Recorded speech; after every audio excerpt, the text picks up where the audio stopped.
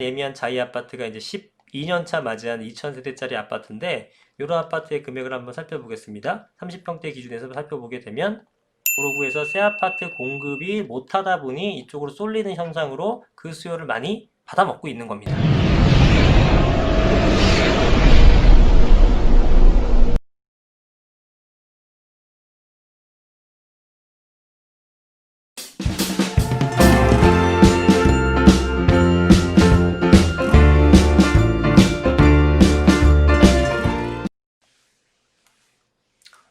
네, 안녕하세요. 이승훈 소장입니다. 자, 오늘은 경기도 광명으로 한번 와봤습니다.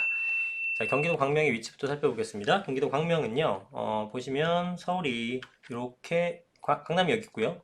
서울이 이렇게 많이 붙어 있죠. 광명이 여기인데 여기 건너편 길 건너가 전부 다 이제 구로구, 금천구가 됩니다.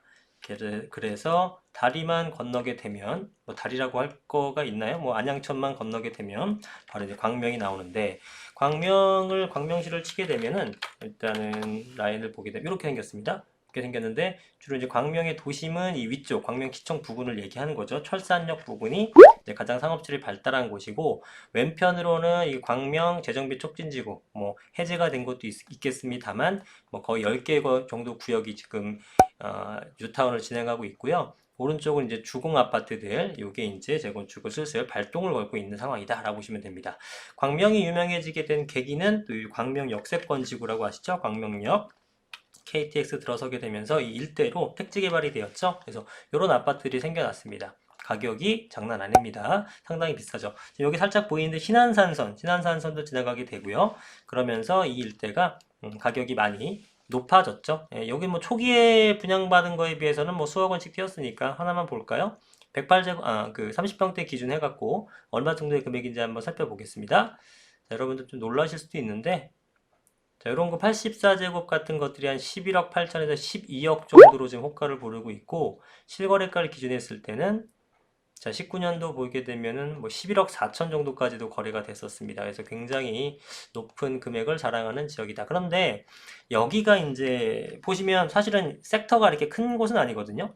여기 뭐 아직 대부분 가보시겠지만 이케아 광명점 수도권에 거주하신 분들 한 번 정도씩은 가보셨을 텐데 뭐 이런 그 뭐 업무 시설들이 들어오게 되면서 좀 뜬 것도 있습니다만 사실은 메인은 어디냐면은 이 위쪽이죠. 위쪽에서 대규모로 지금 그 주거지가 형성돼 있는 이 라인이 광명의 메인입니다. 그래서 여기가 개발이 되면은 당연히 광명역에 있는 금액은 가볍게 뛰어넘을 걸로 예상이 됩니다. 지금은 아래쪽이 좀 더 비싼 그런 느낌이 있는데 이쪽이 개발이 되게 되면은 당연히 더 높죠. 왜냐하면 서울 접근성도 좋고 교통 편의성도 더 좋기 때문에 그렇죠.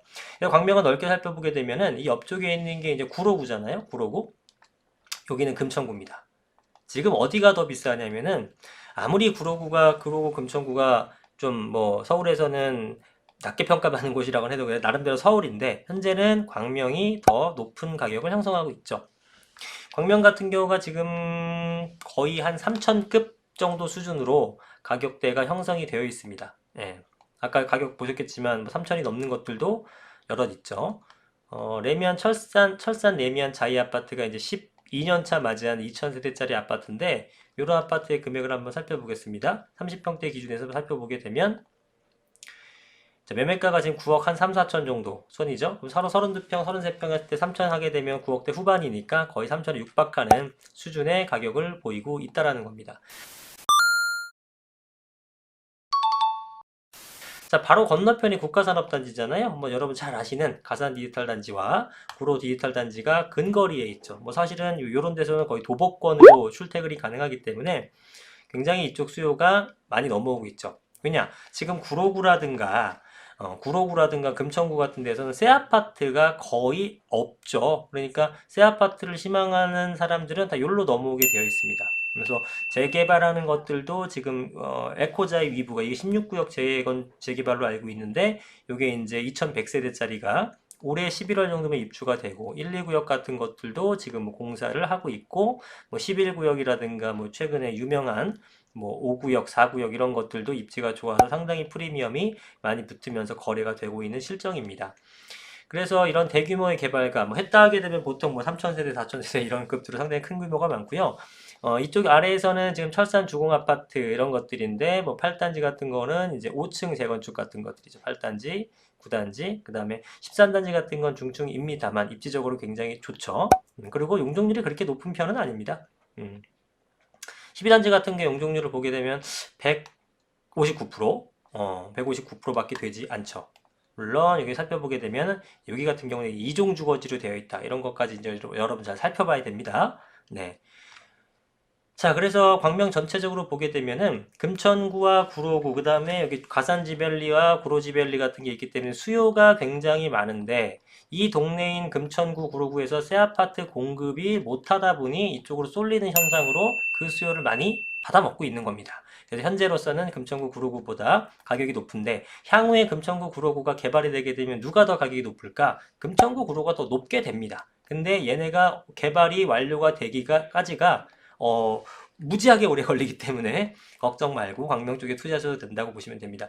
어느 정도 모자르냐면요. 금천구 같은 경우가 예를 들면 롯데캐슬 골드파크 같은 거는 거의 3천급입니다. 평당. 한 2,700, 800 정도 선에서 가격이 형성돼 있거든요. 2016년 11월에 입주한 새 아파트이기 때문에.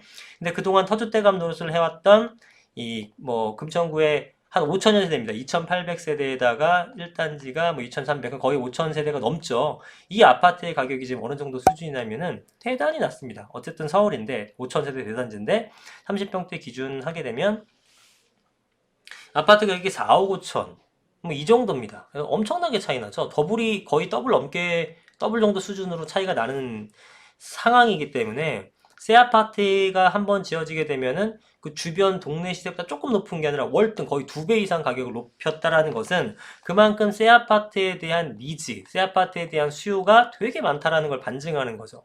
그런데 더 이상 들어올 데가 없다라는 겁니다. 당분간. 그렇다 보니까 새 아파트가 들어서고 있는 광명이 이쪽의 수요를 홀라당 먹고 있는 거예요. 그래서 어쨌든 대규모로 개발하면서 수요가 받쳐주고 있으면은 우리 강동구라든가 최근에 올랐었던 과천이라든가 이런 현상, 그죠? 대규모 개발되면서 공급이 많은데 그 공급을 다 받쳐줄 수요가 있어. 그러면 지역 환경도 좋아지고 인프라도 개선되고 새 아파트인데 수요까지 많으니까 가격이 팍팍 뛰는 어떤 박스권을 넘어가는 현상이 생기게 되는 거죠. 그래서 광명의 미래는 굉장히 밝은 편이다라고 보시는 게 좋겠죠. 그래서 광명 쪽은 제가 디테일하게 하나하나 구역에 대한 설명 그런 것까지는 제가 나중에 강론 들어가게 되면 할 거고요. 지금은 이제 전체적으로 광명에 대한 분위기라든가 이런 개요만 좀 잡아드리는 거니까 상세한 사업적 분석이라든가 이런 것까지는 하진 않을 텐데 대부분 투자할 만한 것들이 여전히 굉장히 많고 전체적인 가격 형성을 봤을 때는 추가적인 상승 여력이 높다. 그 다음에 이런 쪽에서 어떤 청약 같은 거 하게 되면 경쟁률이 상당히 높죠. 그리고 그 높은 경쟁률에 로 이제 당첨이 된 사람들은 또 상당히 많은 프리미엄을 누리고 있고 그래서 거주하기도 편하면서 서울 접근성 사실은 여기도 과천과 더불어서 지역번호가 0입니다. 경기도지만 서울과 동일하게 쓰는 거죠. 그렇게 되고요. 광명시 아까 보시게 되면 이게 보시면 이 행정구역이 이렇게 끊기는 게 아니에요. 그죠? 행정구역이 어떻게 끊기냐면 이런 식으로 끊깁니다. 요건 광명이야. 요게 광명이에요. 광명. 그죠? 근데 또 여기 넘어와서 또 여기 서울이네? 이렇게 막 뒤엉켜져 있습니다. 뒤엉켜져 있어요. 그래서 사실상 서울이 편입될 뻔도 했고 서울과 서울과 별 차이가 없는 그런 지역이다라고 보시면 될 것 같습니다.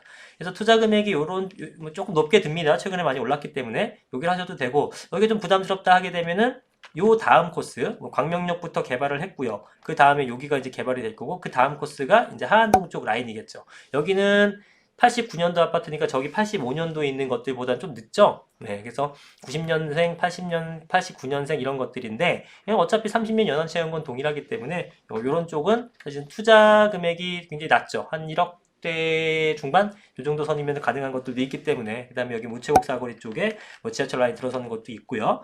그래서 그런 것들을 감안해서 투자하시면 투자금 대비한 수익률은 나쁘지 않을 것 같다라는 생각이 듭니다. 그래서 광명시 전체를 한번 잘 눈여겨보시면 좋을 것 같고 경기도라고 무조건 노노노 하시는 분들이 있는데 꼭 그렇지는 않습니다. 방금 보셨다시피 서울보다 높은 집값을 유지를 하고 있어요. 이게 당분간은 계속 그렇게 유지가 될 겁니다. 언젠가는 이쪽이 높아지겠지만 그 언젠가는이 언젠가는인 게 왜 그러냐면 개발이라는 게 그렇게 쉽게 되는 게 아니거든요. 인프라 개선이라는 게. 그런데 여기는 대규모의 인프라 개선이 되고 있기 때문에 당분간은 광명 쪽의 가격이 더 높은 현상이 계속 유지가 될 것이다 라고 보시면 됩니다. 추가적인 상승 여력이 있는 동네입니다. 그렇게 오늘 경기도 광명에 대한 분석을 마치도록 하겠습니다. 다음에 광론 들어갔을 때는 세부적인 단지도 분석을 해드릴 건데 지금은 개요를 잡는 거니까 전체적으로 광명을 몰라셨던 분들에 대해서 좀 알려드린 소개해드리는 시간이었습니다. 구독과 좋아요 많이 눌러주시고요. 더 좋은 영상으로 찾아뵙겠습니다. 감사합니다. 이승훈 소장이었습니다.